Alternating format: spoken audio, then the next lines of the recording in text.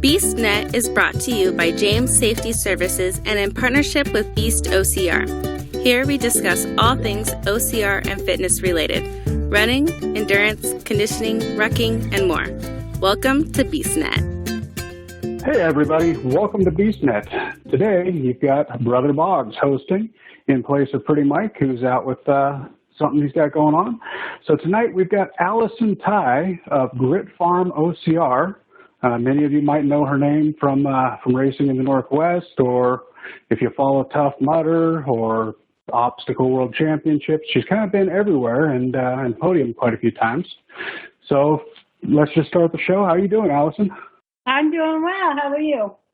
Yeah, I'm doing great. It is a very sunny, wonderful day down here in Washington, and you're just a few miles north, so I'm hoping it's about the same there. Oh, yeah, no, it's been gorgeous. We actually moved out of the big city of Vancouver and up into the Fraser Canyon. And it's a little bit hotter and a little bit drier, and pretty much every day has been perfect weather. Even when it does rain, it's like a warm shower coming down. So I'm interested to see what the shoulder seasons and the winters bring, but so far the weather has just been like ridiculously nice every day. Well, you can't ask for anything better when you're out there training. Oh, yeah, no kidding. So let's tell the listeners a little bit about yourself. Who's Allison Tai, and what got you into OCR? Oh, man. So this is a long story, but basically I was really not fit, really not into anything remotely athletic growing up. And it wasn't until I went back to college as a mature student that I found cross-country running. And I figured out pretty fast that although I sucked at running short, I was pretty good at suffering, and I could run, pretty steady. I could never be fast. I never will be fast, but I could run pretty steady for like a sustained amount of time. So that's how I got into it, just with cross-country running. And then I started doing some Ironman stuff. And then I actually got hit on the highway on my bicycle. And I ended up breaking my back and all this. And it was kind of a slow process back. In a long recovery back to athletics and where I was. And at that point, I was doing some like ultra marathons and things like that in the mountains and really getting into the trail side of things. And so then I broke my back and my hip and my arm and got a ton of nerve damage and stuff and couldn't even roll myself over in bed for like 6 months. I was in a full body cast. And then when I started to get back into it, I started doing more cross training. So, things like CrossFit and just being in the gym, and I got my personal training certification. And so I started to kind of dive into different aspects of fitness, and I was still coaching running through this entire thing. And I was coaching at this local running store in Vancouver. And the owner there had convinced me to do this Warrior Dash, right? The Gateway OCR. And so I did it, and I was like so mad at her. I was like, this is so dumb. I'm a real runner. I am not going to run this like goofy thing. Everybody's eating these giant turkey legs and wearing these silly hats. But I did it, and I kind of was like holding back with the rest of the group with this other girl that I was friends with, and we ran together, and we're like, this would be really fun if you actually did it like really fast and we could like race each other. And so then we decided we'd do another one. And so, then it was the Spartan, and then we started to get kind of competitive and push each other. And so it was really that kind of spurred it on. And then just the Ultra Beasts and stuff like that coming out, I was like, hey, this like really is for me, right? You're out in the mountains, you're doing all this like functional stuff that I just love. It's like a big adventure day. And so it was really the long distance stuff that I really fell in love with quickly. And I guess I just kind of went from there, right? You do Ultra Beast, you do World's Toughest Mudder, did the OCR World Championships, and the Spartan Ultra Beast World Championships that first year in Iceland. I just saw these like long, gruely, but fun, and like, it's really a good way to find what your threshold is and who you are as a person, and just kind of really build your character and get yourself able to withstand absolutely anything in life and keep a positive attitude. So I'm just super grateful to have had the experience that I've had in really long distance OCR, and it's been a lot of fun. Well, that's an awesome story. The long distance running, myself and the other two hosts just started getting into marathons and starting to train. We're looking 2 years out before we'll get into an ultra beast. I don't know if you saw any pictures. None of us are in the lean shape. We're in the shape of round, and we've been getting better at it. We started out our first marathon. Pretty Mike finished up right around, I think it was 9 hours, and then I got him back out back in June and got him down to 8 hours. So our goal is to get us down under 5 hours, and that ultra marathon and ultra running is just something that we find amazing when we talk to people who do that. Last week or the week before, we actually had a 100-mile marathon runner that had done 31 marathons in 31 days to raise money for mental health awareness. That's crazy. Yeah, it's exactly what we told him also, is that was crazy. 31 marathons in 31 days. So we kind of got a little bit of a background on you. A little while back, you opened up a training gym, and it kind of went through some changes, and now you've got the farm. You actually have a full working farm now, don't you? Yeah, so we did the indoor gym route, and there was a bunch of things, like the business partner that I was in with ordered these floors from China because they were on sale. But then it was like this really intense, off-gassing that we thought would go away, and it just almost seemed to get worse. And then my husband and I both were like, we don't actually want to be inside. So the gym went the Ninja Warrior route, and I was training and racing a lot. And, there was just some kind of friction stuff we just had very different, the guy that I went into business with, very different ideologies. I'm super into community building and stuff like that. And he was very much more into the business aspect. And we quickly realized this is just not working and this is not where we want to be. So it's hard when you pour your heart and soul into a business, right? But I kind of slowly started to move on from that and develop other things. So we started doing, actually my husband builds obstacle courses, and he had long before this. So he goes into the schools and he actually brings all this obstacle course equipment, sets up these obstacle courses in schools, and, does really neat functional sports days and things like that. So we're always doing that. And then we have a little mini setup in our backyard in Vancouver where people would come and train, on the walls and the rigs and all that. So ropes, and we'd have all that set up. But it was squishy in Vancouver, right? And we're like, we need more room. So we moved out here. And so now we're on 98 acres, basically on the side of a mountain. We have a trailhead that I can see right now if I look across my yard that goes into thousands and thousands of acres. You could run, basically, I don't know if you guys know this edge of the Pacific Northwest at all, but you could run from my house, which is in Canyon Alpine, just kind of north of Hope, all the way to Merritt. You could run to Whistler, on these because it was originally a gold rush area, and then they developed forestry. So we have all these little gold rush routes, and it's very, very historic. So it's really neat because there's all these very established, but as of late haven't really been explored to their fullest, and they're just gorgeous. I have neighbors that are oh yeah, we'll go hiking or cycling or whatever through these crazy paths, and you're up on this ridge, and it's you don't see another person, right? So it's really, really a weird little place that we moved into, and it was just kind of happenstance. We weren't looking in the area. But we're less than 2 hours from the Lower Mainland, and yet it's we are absolutely worlds away. Nobody here even had cell phones or internet. They all had yellow pages. It's just total blast from the past. But yeah, it's really remote. It's a really friendly little community. There's this amazing trail system that we back onto, and this just gorgeous farm. It needs work, definitely. It hasn't been shown the love it deserves in the last few years, but my husband and I and our kids have just been working really, really hard to get it up to snuff, and we're setting up a permanent obstacle course here. So we just put a platinum rig up in one of our barns today, which kind of is awesome. It fits really well. And, some walls and things like that. So we're starting to build out this permanent obstacle course here, where we can train people and just hold events. And it'll be really good, I think, for the community too, right? To kind of get behind these events. And they're really, really excited about it because although I don't have a grocery store you can walk to anywhere from my house, I do have 2 restaurants that are top notch on Yelp that I could walk to, right? Because it's an old tourism area, and then the highway closed down. And so now you have this super dense tourist area that doesn't actually see that many tourists because we're now on an off route because they built the Coca-Cola.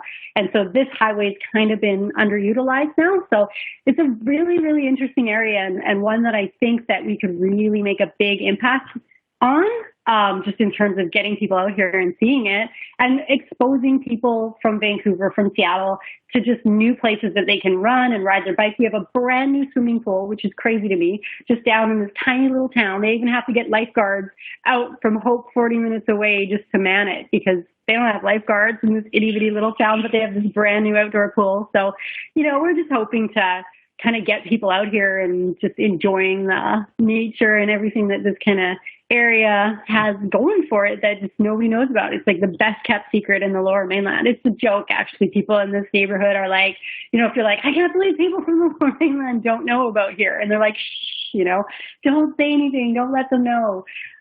Just as a joke that it is super quiet. There's no regulations. There's nothing. It's just like the Wild West out here. It's pretty neat that such a place exists so close to such a big, major center. That is really cool. A lot of the beasts this weekend, we've kind of partnered up with a family farm down in Randall, Washington, about 2.5, 3 hours south of Seattle. And it's the same thing. It's a big couple 100-acre farm right up against the hills and mountains. And we had a camp out there this weekend with them, going through and we're building a permanent race course out on their place too. And a couple of weeks ago, we spoke with Sandra Hanses of Renegade Rage, her race series down at her farm. It kind of seems to be a direction that the OCR athletes who are serious about doing it have been doing, at least in the Northwest. I'm learning about more and more. Claire Painter over in OMAC, she's got the OMAC Warrior Stampede that she's putting on here in a couple weeks, and she got that. She took that over when she got back from being on American Grid, the TV show, because she wanted to have her own race. She's got her own farm, the Barefoot Ranch, and she was saying the same thing. She's going to build a permanent obstacle course out there too. So at that rate, with yours, we're going to have like 4 permanent obstacle courses right up here within just a few hours, of Seattle and Vancouver. That is cool. I mean, the marriage just works so well, right? Like, I know for me, I took my family, around the world doing races, like Australia and Germany and everything last year. And it was really hard because they want to come and they want to watch me race, but what are they doing the rest of the time, right? So, they all are kind of involved. Even my little ones, they do the kids race and all that, but it's just not. So like here we'll have like the horses and the petting zoo and, like different things that the whole family can do, like ponds and riding bikes and just like different little games and stuff that the kids can do. And I mean, we'll have a kids, obviously, obstacle course as well. But it just makes a lot of sense that people want to go out to nature, and they want to better themselves on their vacations now. It's like a lot of people are realizing like they don't want to go and sit on a beach, right, and drink. They feel like and eat junky food. They just feel like crap when they get home, right? So I think more and more people are realizing they want to unplug and get out into nature and like move their body and come back to their regular lives just feeling really good. So that's kind of our thing. We're setting up a bunch of like those like glamping tents, and we have they already just had a bed and breakfast downstairs in our house here, and we have a bunch of different cabins and stuff like that and RVs, that people can just rent and get away, and they don't even need to do the obstacle course race. Like our obstacle courses, we'll just have those up anyways, right? So for our own use, but it just gives people some flexibility in terms of what they're doing on their vacations, and it just gives them something really cool to do when you get, because otherwise, you've always been to those places, like you go camping or something,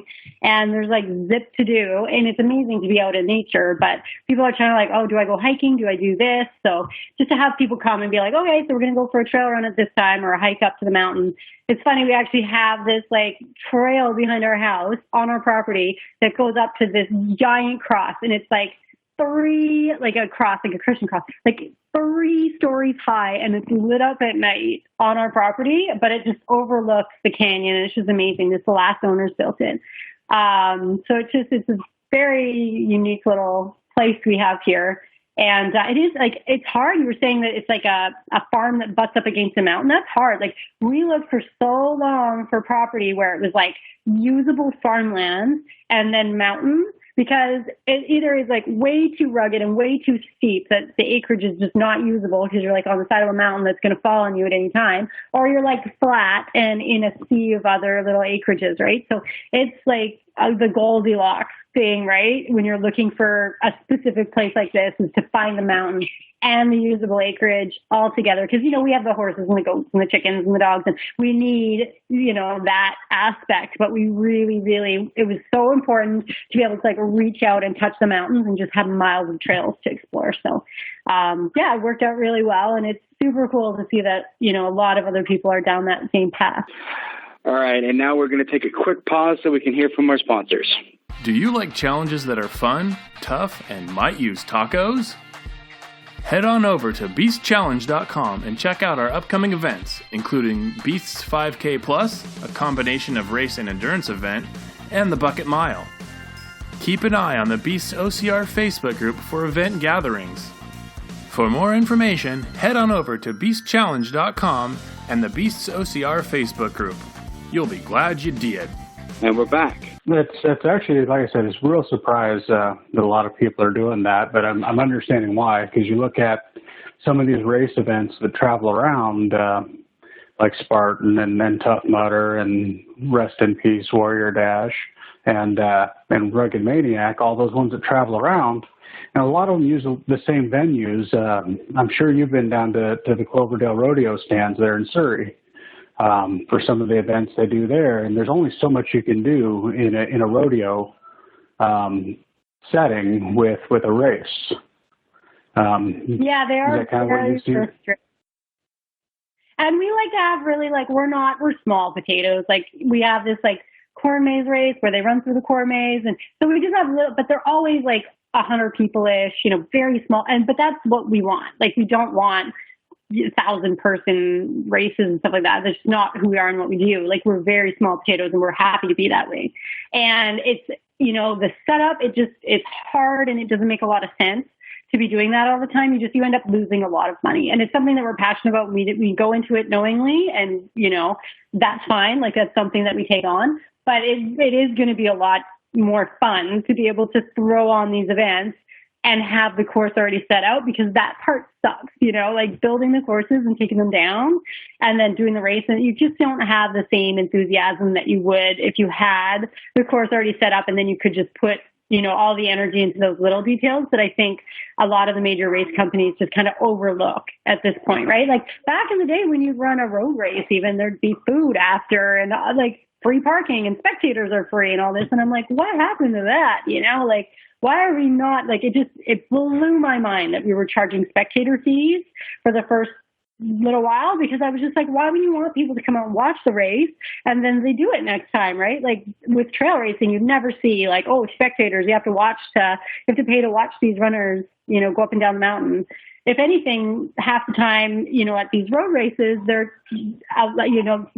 creating these volunteer cheer squad teams just to give the runners more people to cheer for them, right? So that's always just kind of blown my mind. And I've always just been, really hoping that the industry would turn and drop the spectator fees and stuff like that and try to encourage the public to come out and experience it, just secondhand kind of thing. But we'll see where it goes from there. But I think they lose sight of the details sometimes. And of course they do. I mean, it's so hard and so expensive to set up an obstacle course race, and people just don't realize, right? Which is fair enough. Of course they don't. But once you do it, then you're like, okay, I get this, Spartan. Yeah. Like Warrior Dash, I see why you're tired. Like, it's a lot of work.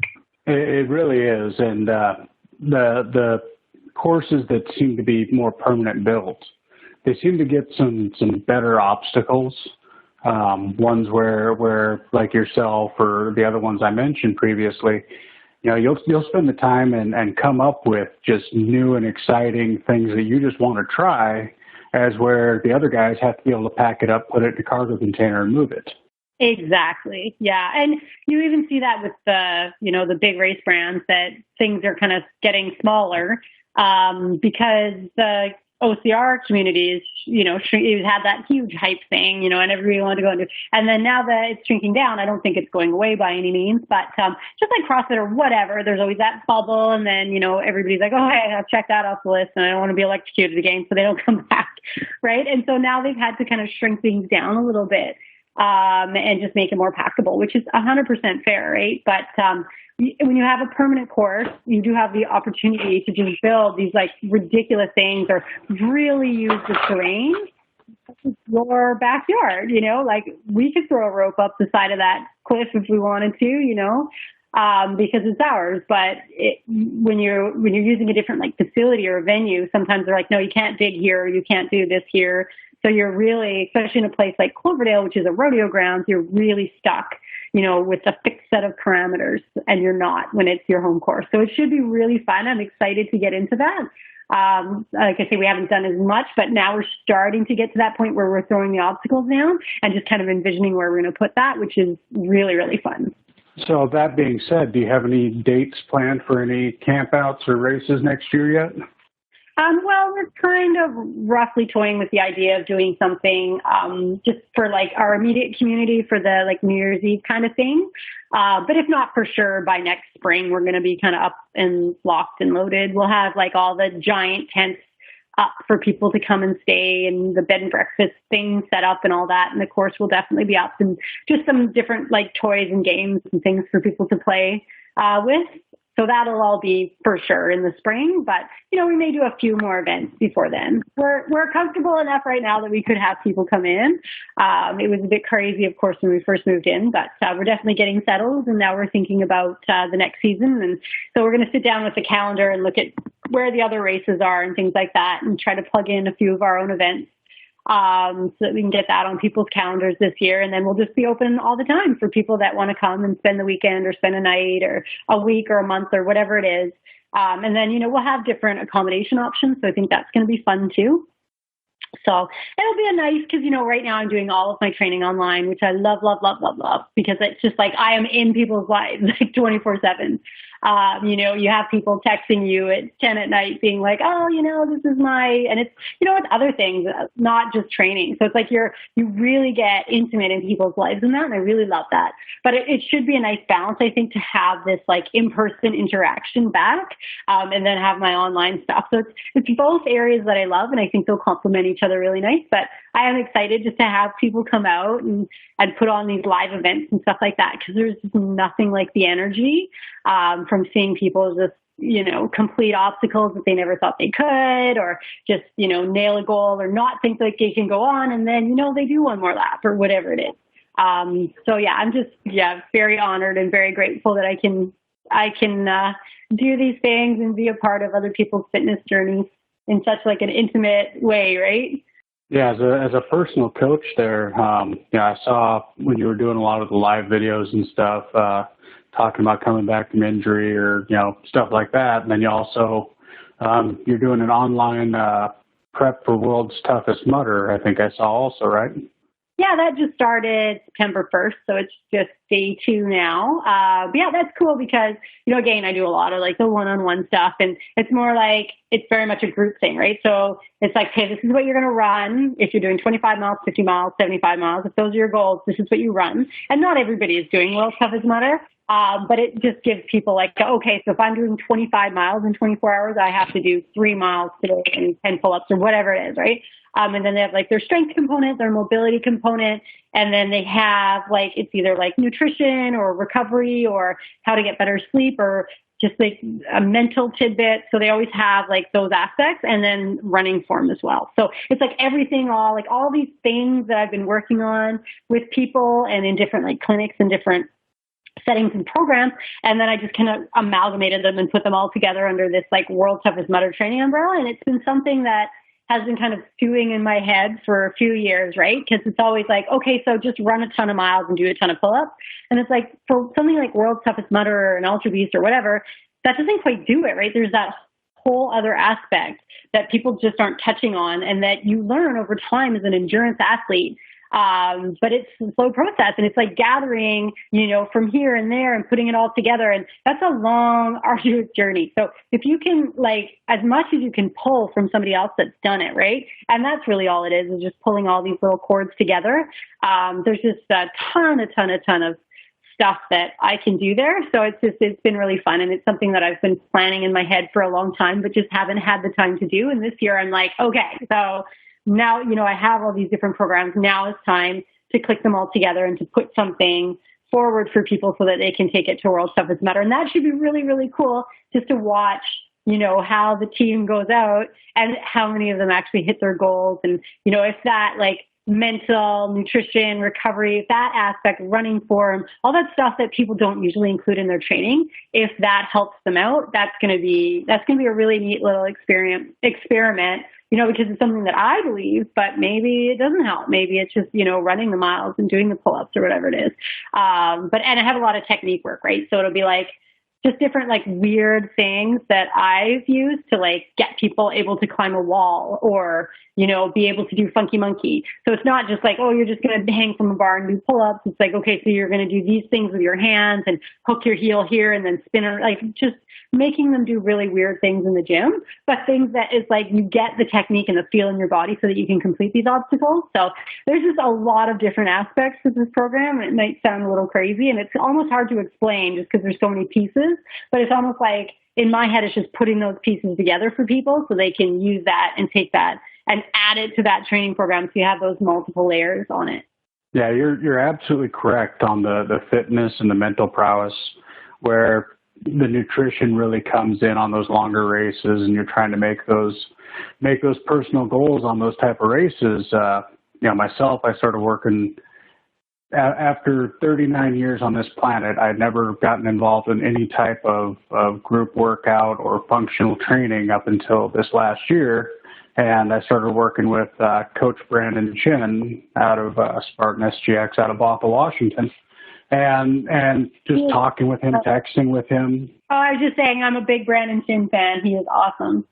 Yeah, it's a real funny story. So my wife actually worked with him 15 years ago when he was straight out of high school. He was working for an auto parts store, and she was actually his manager. And a little while back, beginning of this year, end of last year, I don't remember which, we had what we call a Beast Connection seminar where we brought together some of the Beast OCR team, and it was a seminar on travel light, travel cheap, get your free races, and it was put on by Brandon.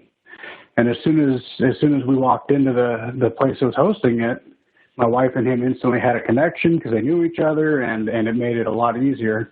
Up until that point, she'd been kind of sitting in the backseat going, I don't know, what is this junk that you guys are doing? I don't get it. I don't want to be involved. And then as soon as she saw Brandon there and met Jody, it was just immediately over. She was ready to go. We've been to Montana, Portland, all over with Spartan and other races, just because she likes going out and hanging out with Brandon and Jody and all them. So Brandon has been a big change in my OCR game. Awesome. Yeah, he's a great guy and a good mentor, right? And just kind of a really good guiding light in terms of putting all those pieces together, like I was talking about, and just connecting the whole community, right? He really brings everybody in. So I can see how, he just, it's amazing if you think about the amount of influence that he's had around just people, people that maybe even 3 people back, right? He inspires somebody, maybe directly, maybe indirectly. They inspire, it just spiders out. And it's just mind blowing to think about how much influence one person can have. It really is. And when it comes to the racing community, I've only been personally, I did my first Warrior Dash because oddly enough, Warrior was my intro to this 4 years ago. And I did my first Warrior Dash, and it was with a couple of friends from work. And afterwards, I was like, that was a lot of fun. Let's do it again. And then I found the Beast OCR team, and I started connecting with people on there. And of course, I don't know if you've ever met Pretty Mike. He's the long-haired guy that's always traveling with the Beast OCR team. And him and I went to preschool together, 37 years ago. Wow. And so he he actually gave me my first Spartan race. He's like, well, I know you like Rugged Maniac. I know you like Warrior Dash and some of these other locals. Why don't you come do a Spartan with me?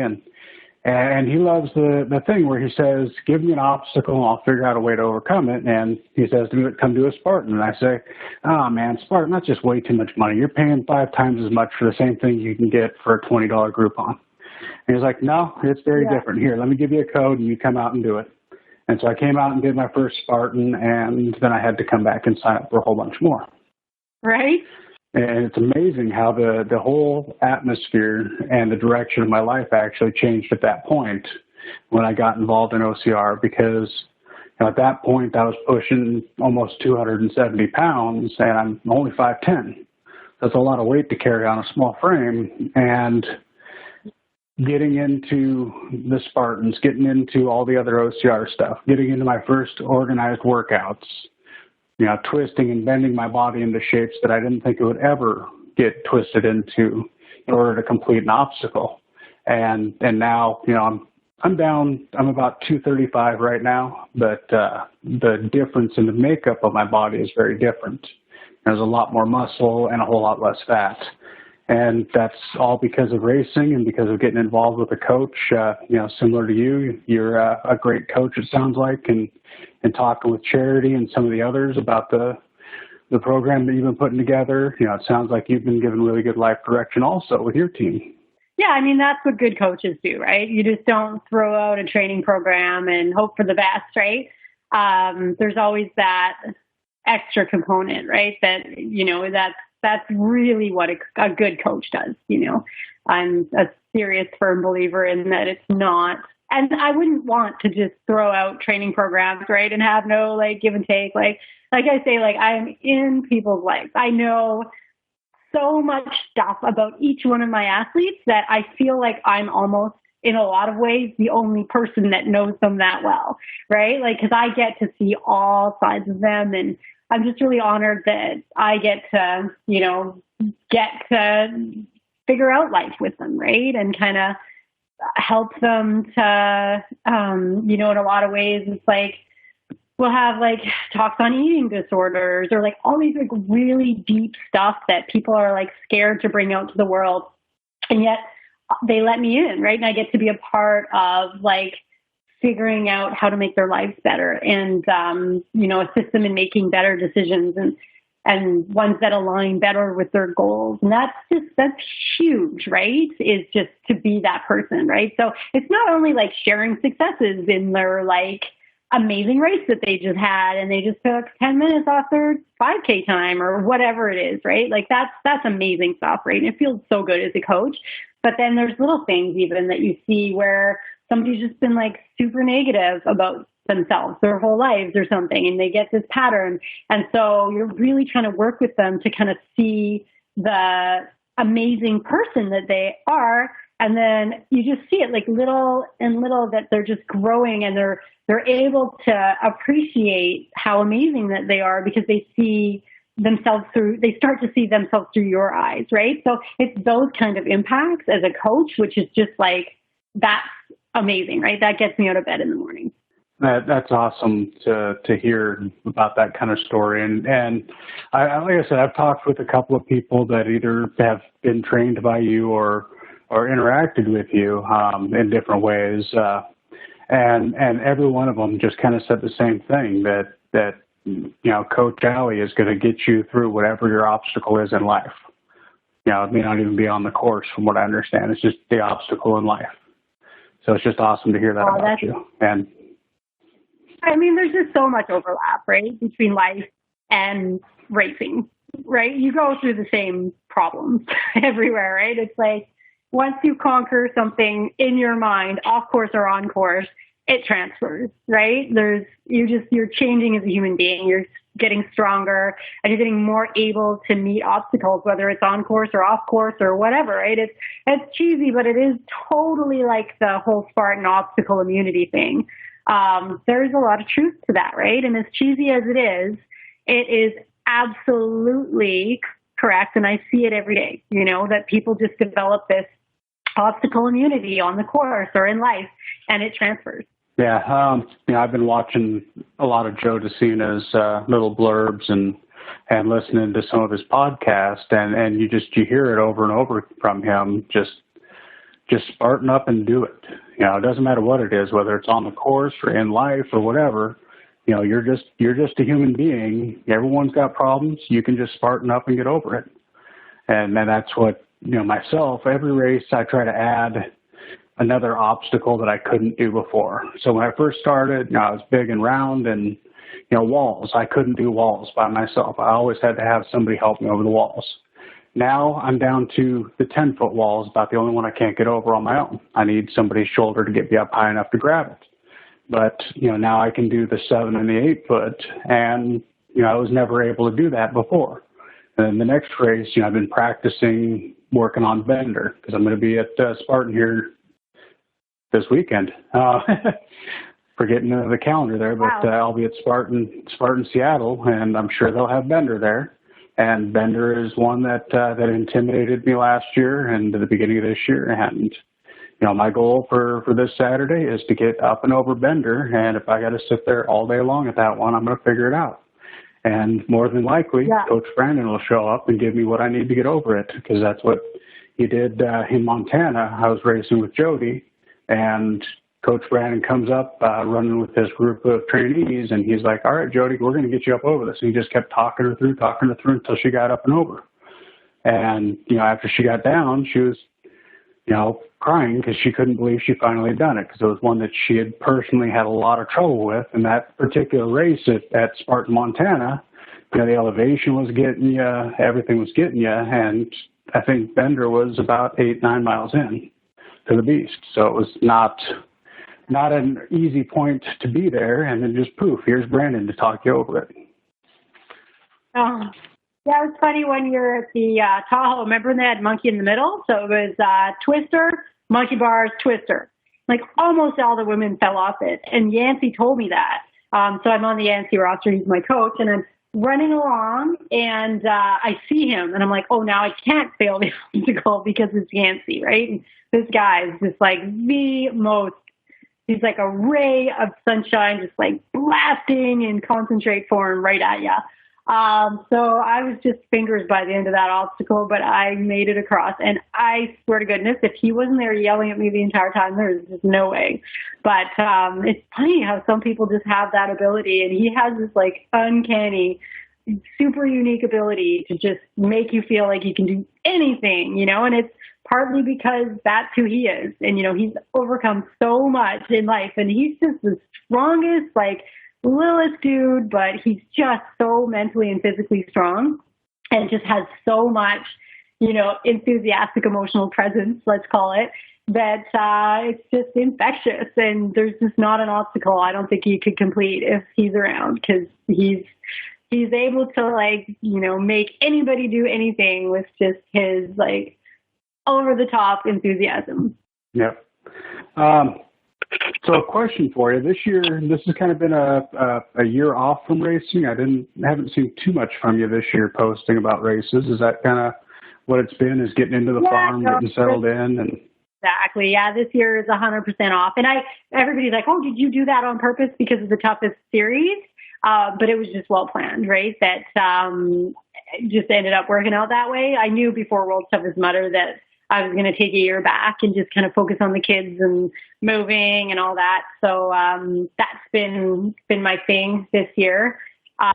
So I will be doing some stuff next year probably, but less, like I did a good run there. I started OCR in 2011, and after about 2014, I was like racing somewhere almost every weekend, usually like twice, 2-day races and stuff. And I could probably do it, absolutely, if I was like single and didn't have kids.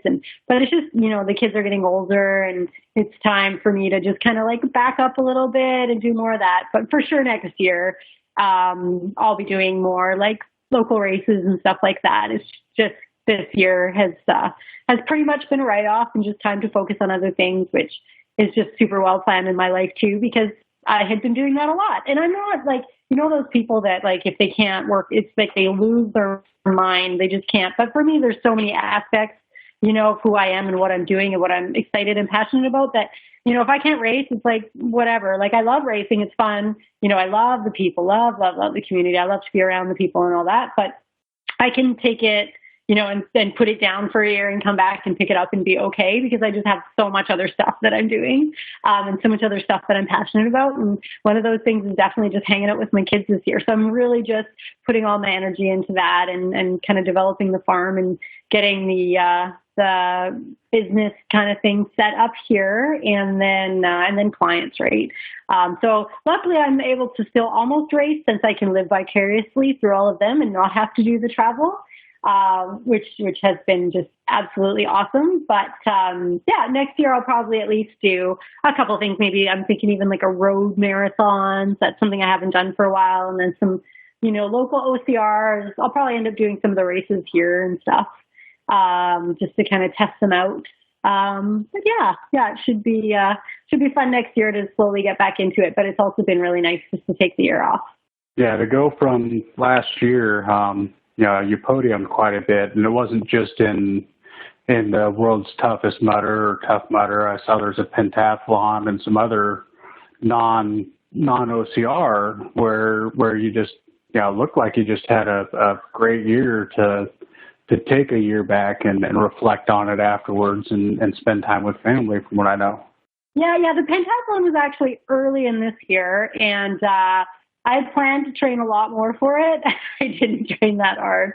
So it's like a really weird sport. And the only reason I heard about it was because they were going to add obstacle course racing, right? And get into the Olympics with pentathlon. I was like, what kind of a crazy sport is that? It's like fencing, show jumping on a horse, but you've never met the horse before. They just give it to you, and then you have to like go and jump this course with it, swimming, and then running and shooting. And so those were the 5 sports. And it seems like a really random clash of things, but it's actually, they were trying to way back find out who's the best soldier. So it's kind of ironic they call it modern pentathlon, because at this point it's really not all that modern. So it's a really because, to be good at fencing and then riding a horse and then running and swimming, there's a lot of different aspects there. And I grew up riding horses and show jumping. So I'm like, okay, I have that. And then running, obviously, I can do. And then the swimming, I used to be a triathlete. So I just really had to learn how to fence, which was really challenging. So I got my butt handed to me in the fencing. And so I won the swim, and then I got my butt handed to me in the fencing, and that put me way back. And so I went into the run. And so so each one is very separate. And then at the very end, they let whoever's fastest go. So they held me back so long to let me go for the run, because I just got stabbed repeatedly in the fencing rounds. But then I just literally just ran everybody down. I couldn't even shoot the target for the life of me. We were shooting to the sun. Nobody was hitting the mark except for the best shooters, but that certainly wasn't me. So they time me out every single round, because if you don't make your 3 shots or whatever it is, they time you out and you get to run. So I was pretty much just doing 400-meter repeats with a 50-second break. So thankfully I can run decently, so I caught up. But yeah, it was a really, really fun sport. I can see why it's not really big, because I don't know who does those things or who has the resources. It's not really cheap to fence and ride horses and swim. I mean, you need it's not like a pair of running shoes, right, that you just head out your door. So it's a very complicated sport, but it was really fun. And it's a lot like OCR, just because it's constantly weird new things that get thrown at you, and all these, you have to be good at so much different stuff, and then have that mental piece to hold it all together. So it did remind me a lot of OCR, and it was a lot of fun. I'd like to do it again for sure.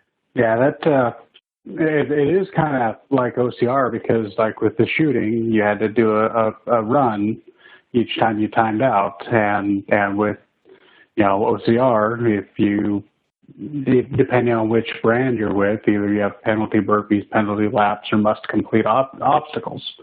So there is the very similar with that, and then the whole idea of going from fencing to horses to running and shooting, they just don't seem to mix as something that I would see myself ever doing. And seeing that you did that, it was just wow, that's a really strange mix to get out there and do. Yeah, that's totally what attracted me to it. I'm like, what a strange, random mix of skills.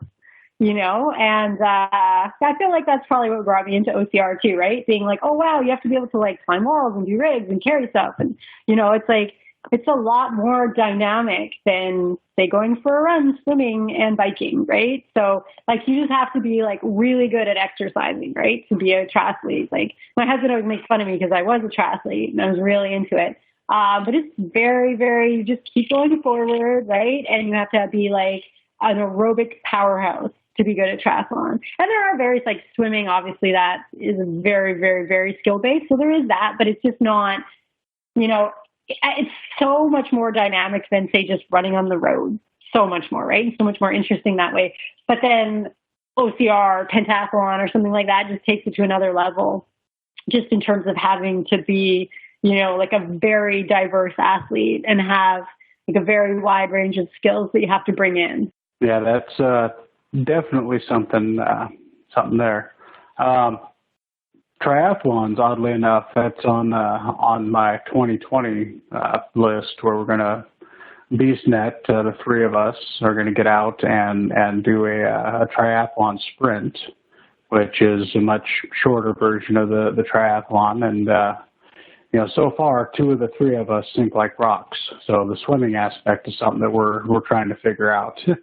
Any advice on that one? Yeah, because you can't win a triathlon with the swim, but you can definitely lose the triathlon with the swim. Like if you start off just uncomfortable in the water, even if your swim time's slow, as long as you make the cutoff, you're fine. But if you're uncomfortable in the water and you're like risk of drowning the entire time, it's just really an unpleasant experience. So, you don't have to be fast in the water, but try to get as comfortable as you can. But yeah, I'm really into like checking out freestyle swimming and stuff like that. So if you guys need any help with that, I have a few of my clients now that are doing Ironman, half Ironman, some of them doing sprints, things like that. So it's been fun because I've really got to like, I was actually one of the first NCCP triathlon coaches in Canada, as in this like pilot program that they did way back in Calgary in like 2006 or something. And so it was usually with the NCCP, I don't know if you guys know that one. It's like the Canadian certification for like sports. So it's like all the Olympic sports fall under this umbrella of coaching. And anywho, so triathlon came up, and I was very intense and very very technique oriented for the swim, and it's very, very in depth. So I got to the point where I was like a super freestyle swim nerd, and so it's been really fun going back to my old like triathlon programming days, and particularly like teching people on the swim and figuring out like, okay, so you're dropping your elbow here, or you're not finishing here, or your timing is off, or just like there's so many little intricacies. So as much as swimming or triathlon, I kind of joke about it being just very much like about being able to go forward and having a huge aerobic engine. There is like the aspect of the swim. It's really, really, really easy to, it's not about strength, right? You see these like 8-year-old girls in Australia, that's where I learned to do freestyle, and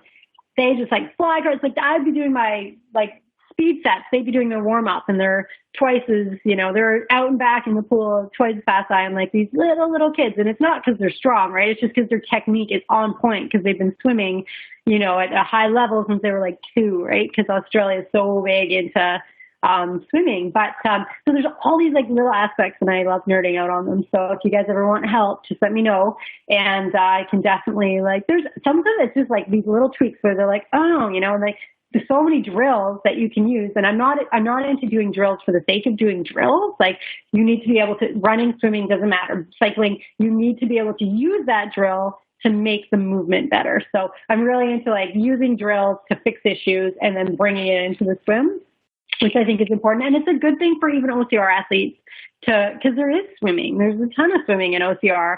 And as long as it's the same with triathlon, as long as you're comfortable in the water, provided you don't want to win the race. But it does make a big deal to be comfortable in the water versus feel like you're drowning and your rest of your race, goes out the window because there's no way you can keep your heart rate down while you're swimming if you feel like you're drowning. Yeah, a lot of the OCRs, at least the ones that I've been paying attention to, you're also swimming in just shy of a frozen pond like Tahoe or West Virginia. Sounds like it was fairly cool, but it was still the warm months. But everybody I've talked to about the Tahoe where they're having the championships, is that swim is just the killer for everybody there because it's freezing cold water and it just shuts down your body. Plus the fact that you're swimming. Yeah, like the dunk wall at the top, so cute, and then you run downhill into the wind, and then you get to that lake swim. So it's just like an evil mix of things. But so yeah, if you're not comfortable in the water and you try to swim in icy cold water, it's gonna get real uncomfortable fast.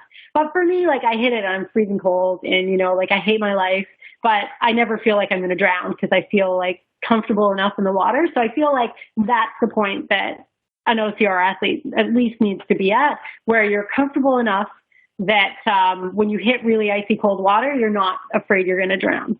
Yeah, that's something that originally we our group was supposed to be down at Tahoe here in a few weeks, and it's not going to work out for us. But that was something that we're all kind of looking at and going, man, swimming is not our thing.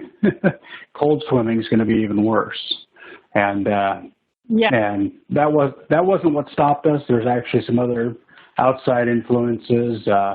Pretty Mike went and did the Spartan trifecta down in Hawaii, and he came back with mangled feet, which it's been 2 weeks and he's still not wearing shoes. So, that's something that. Yeah, he sent me way too many pictures of his feet, and they definitely he definitely mangled them. But that was his last big chance to get Hawaii, so he made sure and got it. Wow, way to go, Pretty Mike! Way to tough it out. Yeah, that was definitely it. Looking at what was left of his feet afterwards, he definitely put in at least the entire sprint with his feet on fire because there was nothing left of the skin. So. Give him a couple more weeks, and hopefully he'll be fully up and running again. I think he's planning on doing the Seattle Beast because he has to get one more beast to get his double trifecta this year. He's been really big into Spartan, and every year there's something that keeps him away from getting his triple. And this year he's looking to just close out the year with a double.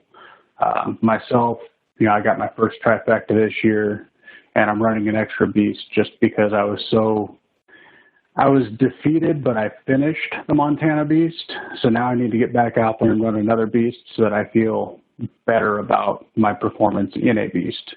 And of course I have to go back to Montana and redo that one because I can't have a 10.5 hour beast being my best at a Montana event. Yeah, no kidding, right? So looking forward, the rest of this year, you're going to finish setting up the farm and continue training your team. Do you have any? You said you're looking at some local races next year. Is there anything that you kind of penciled in? Maybe traveling south of the border in April and saying hi to us in Seattle or anything, or anything like that on the docket? We actually booked the trips to head out there for both of the Spartan events, but we were hoping to, but we'll see for this year actually. But I love the venue, I love the people, so I think if there's going to be any race that I do next year, it's definitely going to be Seattle. So and the Seattle Tough Mudder is just amazing too. It's one of my favorite courses. It's just a really fun time. A lot of the Tough Mudder community shows up, so. That's another one that it's actually funny because people are like, oh, you're from Canada. Why do you keep going to Seattle? And I'm like, it's so close compared to like even driving to Alberta, right? To Red Deer or whatever. It's just way closer in Seattle. And then the venues are awesome. And obviously since U.S.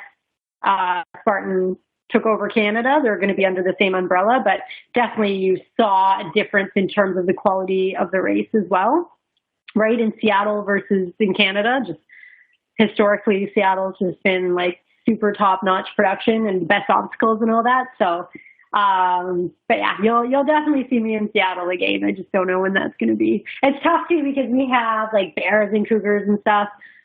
So we've been setting up perimeter fences and all that. But I'm still a little bit paranoid leaving the animals here just in case, we have to run off a bear in the middle of the night or something like that. I always just, it's weird paranoia, but I'm always just terrified a bear's going to break in and eat all of our pets.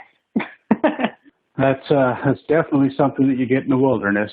Down here in the city, we don't get much of that. Tough Mudder Seattle. I forgot to bring that up. BeastNet, we're actually getting out there. That's going to be our first for all three of us. That's going to be our first Tough Mudder. Out of all the races we've done, we've avoided Tough Mudder, mostly because Pretty Mike's afraid of electricity, and we look forward to getting out and finally doing it over there in Black Diamond. And I believe Charity's coming down, and I think Melissa was coming down. There's a handful of the team from north of the border coming down. It'd be real cool to meet more of them and see them again, because we don't see each other often enough, being so far apart, but yet so close. Yeah, exactly, right? Yeah, it's a good team down here, and it's nice that we have that kind of sisterhood going. All right, and now we're going to take a quick pause so we can hear from our sponsors. Like what you hear? Make sure and subscribe and review us on your favorite podcast platform. Be sure to find us on Facebook, Instagram, and Twitter. If you're using YouTube, please click the little red subscribe icon, then click the little bell for notifications of future episodes. And if you could, give us a thumbs up.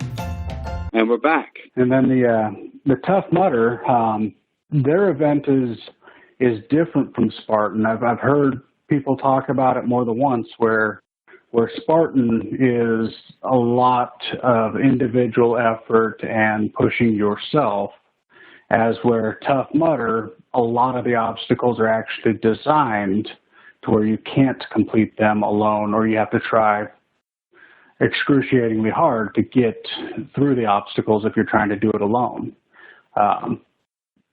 Is that something that you've kind of learned? No, 100%. They try to make some of the obstacles in Tough Mudder require teamwork and camaraderie. That's their whole thing, tougher together, right? That people have to work together to complete obstacles. In Spartan, yeah, it's very much like, in the open ways you can help each other and things like that, but it's very much the course is built to see who's the fastest, right? So it's a totally different mentality that comes. And it was kind of funny how the Tough Mudder had that race series then where you're like helping people, but they're your competitor.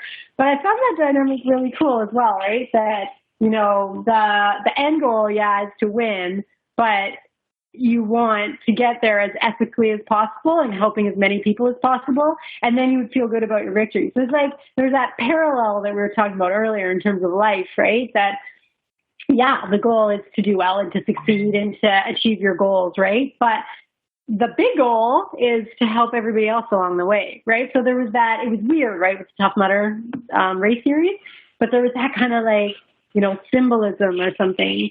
And there was this kind of like pride in helping other people and like just being a good person over even like being a good athlete. And I thought that was kind of neat. But no more. Now they're back to the way it was. And it definitely makes a lot more sense now. But I do kind of miss that like really interesting aspect of it where it was a race, but it was based on camaraderie still. Yeah, I saw, I don't remember if it was in your feed or just when I was watching the races last year. And I think it was a Tough Mudder where it was like you and Lindsay Webster were racing, and then she stopped or you stopped to help people over a wall and whatnot. It was just one of those, even though it's a race, it's a team. Yeah. Oh, man, it was funny because we thought that the first two people, Rose and Mel, were over the other side of the wall, and then Lindsay and I and somebody else were running together. Was it Rhea? Yes, Lindsay, me, and Rhea were running together. And then Lindsay got up over, so then she pulled me over, and then we both pulled Rhea over, and we didn't realize that there was the other two girls on the other side, but when she turned around, she saw them, so not only did she pull us over, but she ran while Rhea and I were getting down and took the other girls up over the wall, and it was just like, oh my goodness. And I guess Bun, Rhea's husband, got that on video, and it went viral, obviously, and she was so embarrassed. She's like, that's just what we do in Tough Mudder, because she's just the most humble, amazing person. And like, that's just like, they caught that moment on video, but that's 100% who she was. Like, she would stop at Blockness and help every single person out of the water before she went on. And she still won most of the events, right? But she's just like on camera, off camera. It's like that just was like the epitome of who Lindsay was, which I thought was really cute and really awesome that video got out. But you could tell at the same time she was like super embarrassed because she was like, that's just what we do in the Tough Mudder. Oh man. And she didn't want to be like, set up as this example when it was just the Tough Mudder spirit that was being shown. But she definitely, like I was saying, that weird little dynamic in the race series that was built on camaraderie, she totally epitomizes that. Like that's 100% who she is essentially. That's awesome. And, I look forward to seeing that out on the course. Like I said, the three of us are going out doing our first Tough Mudder, and we're probably going to run Mike back and forth over and over again through what do they call that, the electroshock or whatever, and just keep running him back and forth until he's not afraid of getting zapped anymore. Because, that's the thing that he kept talking about, is that one obstacle is what was keeping him out of it. And as soon as Warrior Dash canceled everything, that entire race weekend was open for him, and there was no more excuses. So he just had to sign up, especially with the discount or the free race, whatever it was that Tough Mudder offered all the Warrior participants, as a thing to say thanks for being with our competitor, but we want to see on our course now. So we finally took that obstacle away, and Michael's going to get out there and finally conquer a Tough Mudder, which myself, I've been looking at them. I've been looking at the obstacles. It's just like, man, I really want to get out there and do that. Myself, I've been pushing into some of the endurance. I've been doing weight carries on my jogs and runs, trying to build up my endurance. A couple of the beasts just did the Go Ruck Star course, which is the 50-mile carry. And, that's the stuff where I see myself going. And honestly, next year when you get up to hosting, I'll have to grab my trailer and grab Mike and Kyle and head up that way and check out your races, because, everybody talked about the Corn Maze race and the amazing race and just how awesome it is. And I know the three of us want to get up there and experience that. And with your setup up there, we'll be able to bring our family up too. Yeah, exactly. I hope they like ponies and goats and chickens. And, my kids definitely, that's all they do is climb trees and play with the animals these days. So I do really feel like here there's something for anybody. And we're always just really excited to show that off and have people come out and hang out with our little family and, meet theirs and have fun and just, enjoy this amazing place that we get the privilege of tending to. Yeah. So we're coming up on the 1 hour mark, and that's usually where we try to keep the length. Kind of feel like we got to know you pretty well, talking with you about racing and stuff. What would you say to anybody looking to do their first OCR or to get more involved in the OCR world? What would you say to them? I say just go and do it. Like a lot of people are like, no, I need to be like 110 pounds and fit into spandex. And it's like, no. Like just go out there and do it. There's, you go into an open wave, you go into a Tough Mudder, you are not alone. Like, and you will see examples of people that are not, cookie cutter fitness, getting it done. And that's 100% what it's about. It's just getting it done and getting out there and experiencing something, right? And you don't have to be super fit for that to happen. That's how it happens. So just, do the training, obviously, if you can, and be as prepared as you can. But, even at the top level, nobody's as prepared as they want to be. So just get out there and enjoy it and do what you can. And, just, do your best. That's all it is. And then you'll just get better and better from there. Keep working on your weaknesses. And, pretty soon it'll come along. And that's the magic of it, right? Is not being able to do things perfectly. If you went out on course tomorrow and you were 100 pounds and could wear spandex wonderfully and did everything like perfect and, are that like picture of what you have in your mind maybe of that top level OCR athlete, well, that would kind of suck, right? Because you'd never get that like feeling of achievement because it would all just be so easy. So just be grateful that you get to struggle right now and that it's not perfect and that your journey is not perfect. And then you will appreciate where you get and you'll be grateful for every single thing that you have to work for. So Yeah, I just say be grateful and get out there and just do what you friggin' can and have fun. Well, I don't know that I can top that. That is exactly the message that I think we need to get people out there and just get them on the course. And it's a fast-growing sport, so it's going to be a lot of fun. And I really appreciate you taking the time to get on the phone with us. I know that calling in from Canada probably wasn't free, so I really appreciate that. And we look forward to seeing you on course and coming up and seeing you at the farm.